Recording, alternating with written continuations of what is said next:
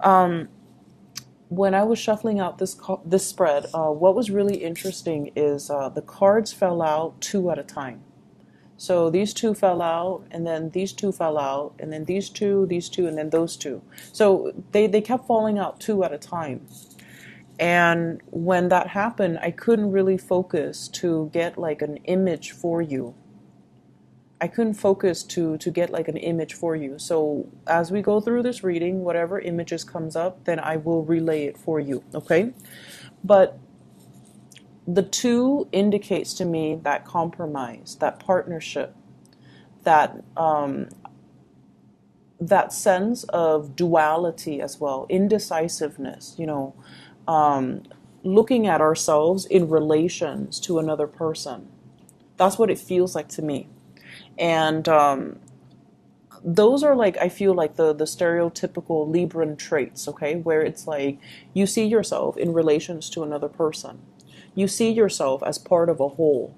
And you are at your best when you have another person by your side to bounce ideas off of, in order to feel secure, in order to feel like you are complete. Okay, so it's very reminiscent of like Pisces, Gemini, and Librans.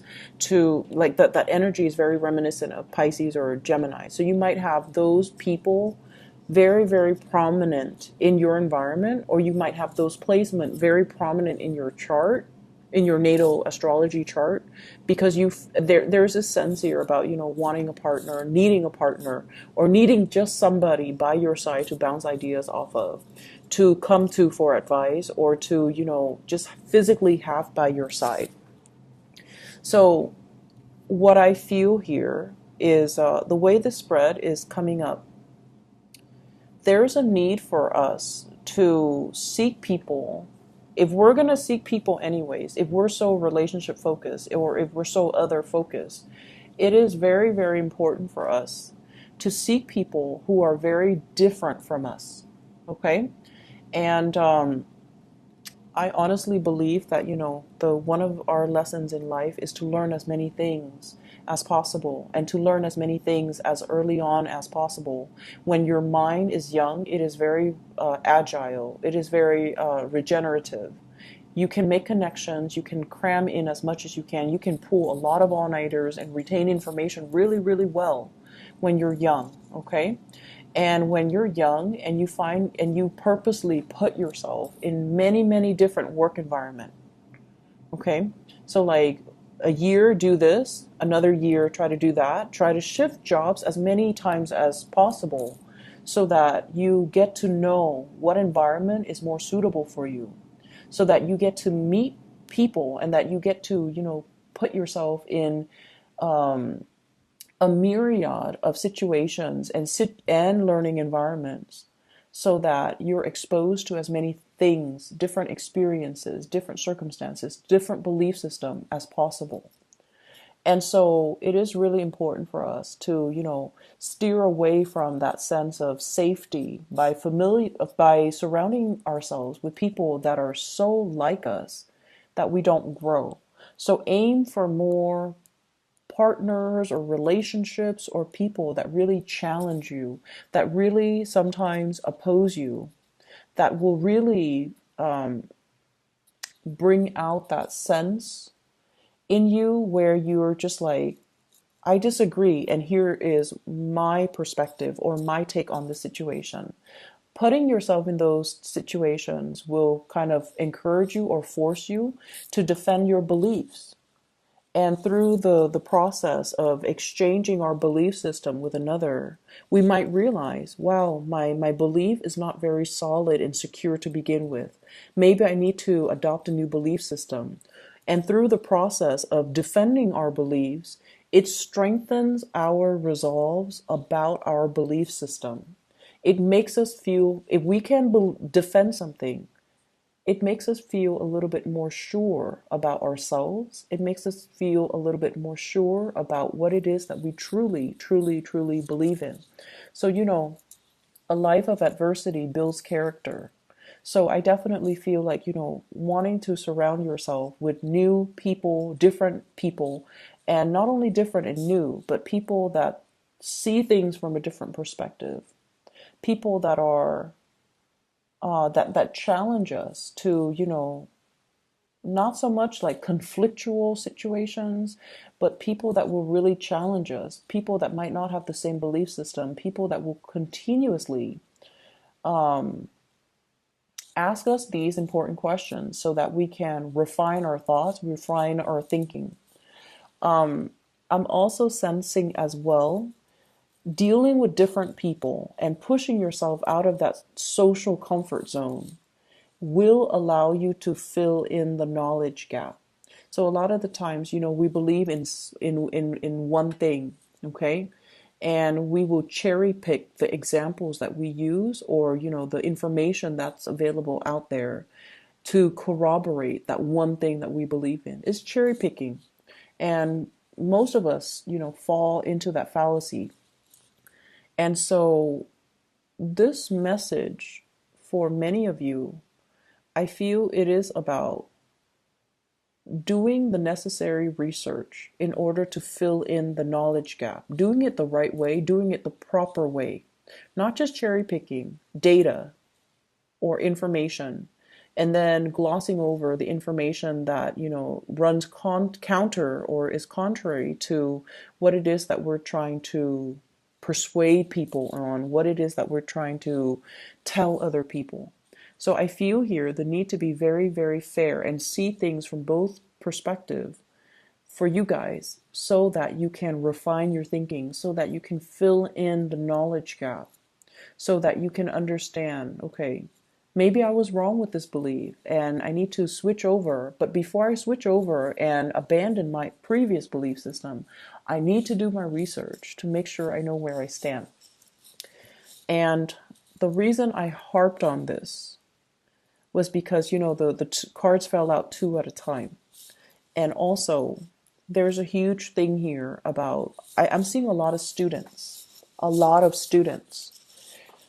You're going through some type of a training situation, and I feel almost like some of you, and not all of you, but some of you, you're just like, I already know this. Why are they giving us training on this? Why am I forced to sit through this? Why am I being taught something I already know? And I almost feel like that mentality, will will be to your detriment. Okay? So I feel like there's a way that you're doing something, and that's like your go-to process. Like you've already got it down, and you're just like, I already know what I'm doing. All these people, they're wasting my time. They don't know what they're talking about. But it is something that you have to do. So some of you, for example, you're going to school to get a degree. And a lot of people nowadays, in order to land a very good job, we need a combination of experience, real life work experience, as well as degrees and diplomas. And I feel like for some of you, you're going through the motions. You already have the work experience. You already have the hands-on work experience. You already know what you're doing. And yet you're forced to go through some type of training, or you're forced to finish school in order to get that diploma so that you're more employable. And I feel like it's very, very frustrating for you. But I would say take that paradigm shift, because you're there for a reason. You already probably paying tuition. You're Even if the training is provided for free, it could be, led by by your company. You're already going to have to be there. Make the most of it. And whenever we enter an environment, any type of environment, whatever we put in is whatever we're going to get out. So if you're very hands off and very detached, and keep people at arm's length, and already come in with the attitude that I already know this, then you're going to get very, very little out of it. Okay, so I feel that there are things right now where you have to fill in the knowledge gap. You might not have all the information, and the people around you might have information that you need. Okay, so for example, if you're a financial planner and you're forced to, as a part of your coursework, as a part of renewing your license, you're forced to attend some financial planning workshops just to, get those credits, just to renew your license. And you're coming in there and you're just like, I already know all of this stuff. And the people that are teaching it lack the experience. They lack the articulateness that you guys love as an air sign. So what I feel is maybe you're not there to learn financial management. You're just there to renew your license. Maybe you're there to, assist the other people around you that might not grasp the concept as well. Maybe you're there to help them go through that process. Or maybe you're there to network and socialize. There's a reason for you to be somewhere. And so you have to make the most of it. Okay? See things from the other side. And there is a thing here about, I'm seeing a lot of students once again, and there's some information that you feel you're missing, some very, very vital piece of information. And I see some of you obsessively reading up on it, doing a lot of research. And you're just like, wait a minute, this research is not available out there. Maybe that's the line of inquiry that would be really, really good for a dissertation, for a master's thesis, for like even a senior thesis for those of you who are undergrad, or even for high school, like a senior thesis. If there is a question, a very pertinent research question that you feel the literature doesn't exist out there as it relates to this one question, maybe that's something you can explore so you can chart new territory so that you can, maybe your thesis or your master's thesis should be, why isn't there literature on this really, really pertinent topic? Okay, filling in the knowledge gap. And that's what I'm seeing happening here for the next 2 weeks, which is really weird because there are a lot of students here, but the next 2 weeks would also be the holiday season. So I don't know what that's about, but I feel like some of you might be working on some type of a big project and you feel you might not even be a student. You might just be working and there's a large project that you're trying to finish up or you're working on and you feel like some pertinent information is missing and you're not able to find the data, you're not able to find the information. And so you might be spinning your wheels a little bit, okay? Maybe that is an area worth exploring for some of you. Aside from that, what I do feel is I have somebody in your environment, like this is somebody that is younger than you, and I feel like they're very, very interested in you. And they try to ask you, like, hey, do you want to do this? Do you want to do that? But it seems like you guys are deferring to work or deferring to your hobbies in order not to socialize. So this is like some of you, classmate, others a friend, others a colleague. And then for others, it's somebody you're in some type of a I see like, them they have reached out many, many times. You want to do this? Do you want to do that? And you're like, I'm busy, I'm busy, I'm busy. And you are not looking at them, I feel, when you're saying this. And I feel like they have initiated many, many, they have asked you many times, you want to do this? You want to do that? And the answer was always no. And I see somebody who's just like, I can't embarrass myself anymore. I can't just keep doing this because they keep rejecting me. And I almost feel like if this person told you, hey, I really like you, do you want to get coffee with me? Your answer would be different. However, the way that they come in, it's very nonchalant, it's very unemotional. And that's because, they feel a little bit jilted by you and they feel almost like you're so absorbed in your work or, there are so many other things that you're working on so that you're not really prioritizing them. So somebody in your life is feeling a little bit neglected and they've asked you to do things so many times that they've given up on trying. They've given up on trying. They've asked you to do things so many times, they've given up on trying. And as I say that, I had to repeat that because I feel like for some of you, it's a crush asking you, let's get coffee, let's go see a movie, let's, play something. Let's play sports. Let's go for a walk. And your answer has always been no. And I feel like they are cowering because they're embarrassed. They're embarrassed of the rejection.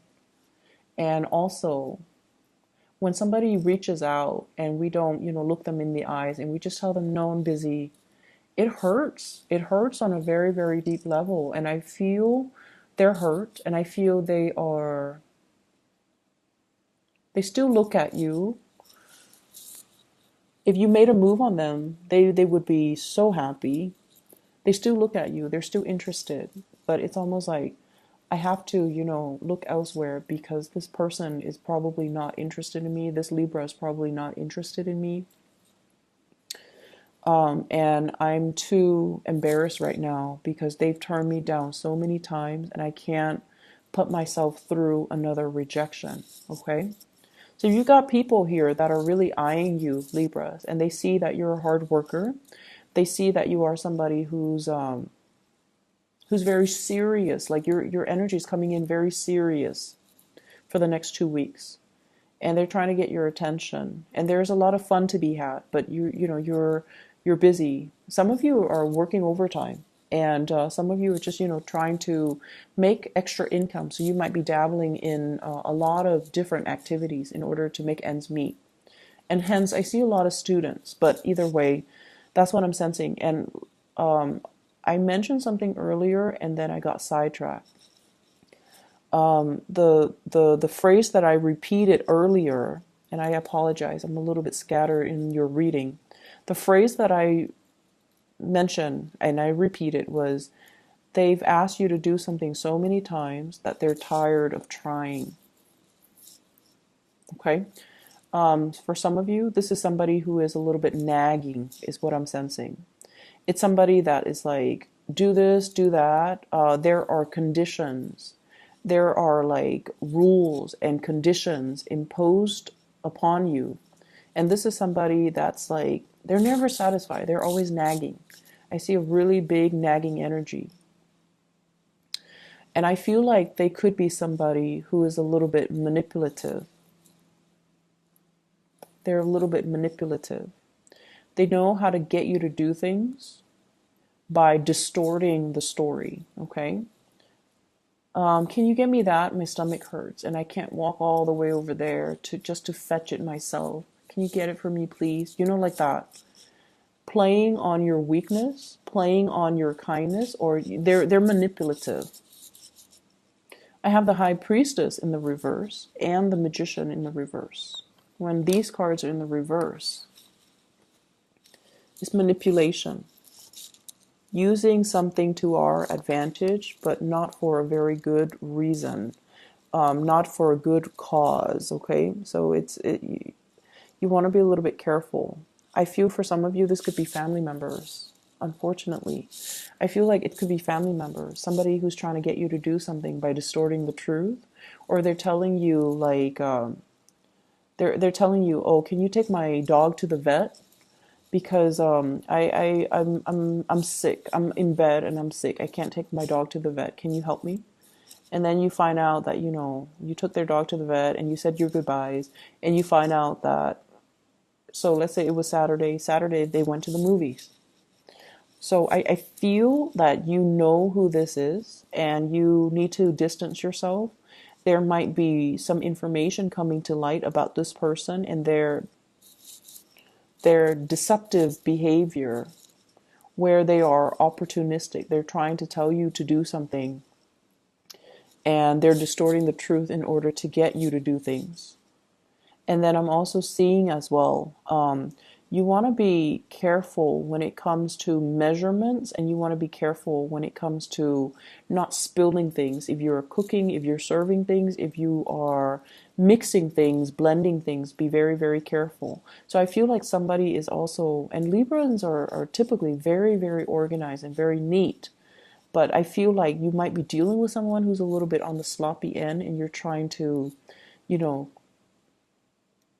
tell them to, clean up your act or be less messy, or, learn to clean up after yourself, learn to be a little bit more tidy, be a little bit more organized.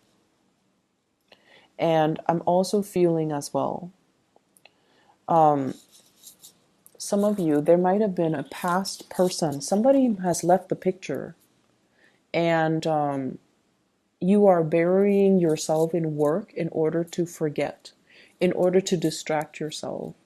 You're also happy, I feel, with work, but you're burying yourself in work in order not to think about this person, in order to keep busy, in order not to go home and look around and be reminded of this person. So I feel like it's definitely, a love relationship. Okay. And then for many of you, you're a little bit of a workaholic for the next 2 weeks, and there's nothing wrong with that, because you're trying to get ahead in your career, because you're trying to publish data and information, because you might be trying to make deadlines. But I feel like there's a sense of like, I need to be productive. I need to excel. I need to produce something. And if I keep, working at it, chugging away at it, or plugging away at it, produce something, produce written work, produce like results, produce statistics, produce a dissertation, produce like a master's thesis even, or like some type of an essay or something that is up for public scrutiny. If I keep producing, it's going to really enhance my professional image and my career and my prospects. So there is a big push for you as well to, be a workaholic and to challenge yourself and to do all the work that is necessary for you, and to constantly like, work overtime or do a lot of work even on the during the holiday season. And then others, trying to forget a situation, a person from the past, and you're overcoming it through burying yourself, doing some type of a work. I see like shutting yourself in your office, shutting yourself in your home, trying to get things done, okay, to get things done so you're not distracted, so you're not, so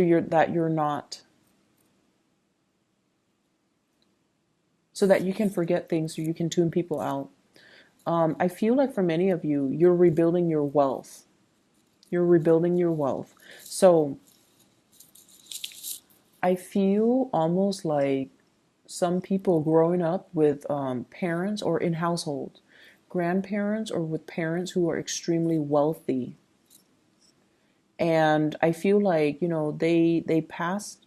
It's almost like the environment was so stable and so full of abundance that things were taken for granted.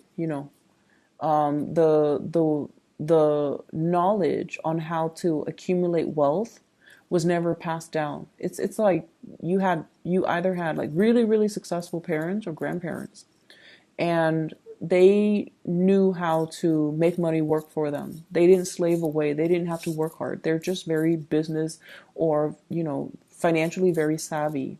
But the knowledge, the ways to make money and to generate the money and to make the money work for you, it was never passed down. And I feel like you're at a point where you can definitely ask, and they won't hide anything from you. But I almost feel like you're trying to do it the hard way to generate wealth, and you're reinventing the wheel when you could easily reach out and ask, like, how did you do that? How did you accumulate, so much, so much property when you at such a young age? What is your secret? What is your investment secret? So I feel like there is a conversation here about finances that can be had with, people that are successful in your life without you having to do the legwork and to reinvent the wheel. So it's like doing things the smart way rather than the hard way. Okay. The past person from the past person in the past, excuse me, I'm so scattered with your reading. I'm so sorry. The person from your past, there is a cycle that has closed out. Somebody I feel is residing at a large distance or long distance. Somebody's residing far away. Somebody is, transitioning into a new phase in their life. Somebody has left the picture. And I feel almost like I see some of you reading, like rereading old text messages, rereading old emails from this person. looking at pictures of this person, but more so the contact, the communication, and yearning for this person.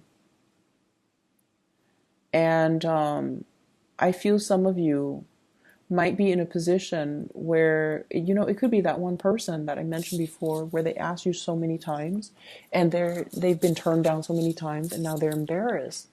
And so you're wondering, and you're wondering, like, are they going to come back in? Are they going to ask me again? Right now I'm free. And they're not coming back in. So reach out to that person.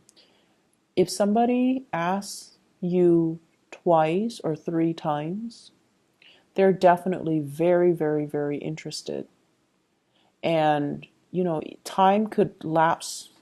Time could like elapse between, the times that they asked you and the last time that you said no. But I feel like if somebody asks us to do something, right, 2 or 3 times, you want to get coffee, you want to get lunch, you want to go for a walk, there's definitely still interested in you.